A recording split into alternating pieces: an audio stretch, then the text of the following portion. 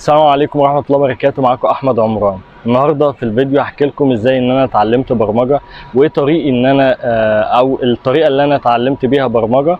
في الفيديو ده هيفيد الناس اللي هي لسه بتتعلم برمجة جديد وهيوفر عليهم وقت كتير جدا. ما تنساش تعمل لي اشتراك في القناة وتتابعني لغاية اخر الفيديو.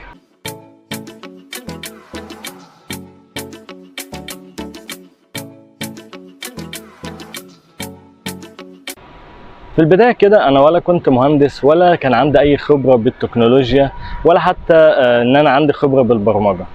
الصراحة أول لما ابتديت إن أنا أتعامل مع شات جي بي تي في الأول حسيت إن هو ده المستقبل، ال AI أو البرمجة. وفعلا ابتديت إن أنا أدور إزاي أتعلم برمجة، بس أول حاجة عملتها دخلت على كورسيرا وكتبت AI أو برمجة، وطلع لي كورس اسمه ماشين ليرنينج. الصراحه انا ما كنتش عارف الكورس ده بتاع ايه او ان انا هتعلم ايه، بس قلت خلاص ابدا. وفعلا بدات الكورس ده. تقريبا قعدت شهر كده ان انا اشوف الكورس ده. تقريبا كان راجل صيني ما فهمتش منه اي حاجه وما فهمتش الكورس كان عامل ايه، يعني كان عاوز ايه او ان انا هتعلم ايه، بس كنت مكمل وخلاص. بعد كده حسيت ان انا بضيع وقت، رحت داخل على الفيديوهات على اليوتيوب وابتديت ان انا اشوف ايه اسهل طريقه ان انا اتعلم بيها برمجه. لقيت طبعا كل الفيديوهات بتتكلم ان اسهل لغه برمجه هي لغه بايثون، وفعلا ابتديت ان انا اتعلم بايثون من فيديوهات كده راجل محترم اسمه جودزيلا. وابتديت ان انا اعمل اول حاجه لعبه وبعد كده آلة حاسبه، وقعدت معاه اتدرب. بصراحه كنت مبسوط ان انا ابتديت اطلع نتائج حتى لو بسيطه، لكن في الاخر حسيت ان انا ايه اللي بعد كده، ايه الخطوه اللي بعد كده. فما حسيتش ان انا في خطوه ان انا هقدر اخدها بعد كده. لقيت واحد كان عامل فيديو عن كورس اسمه CS50، ومن هنا صراحه ابتديت ان انا اتعلم برمجه.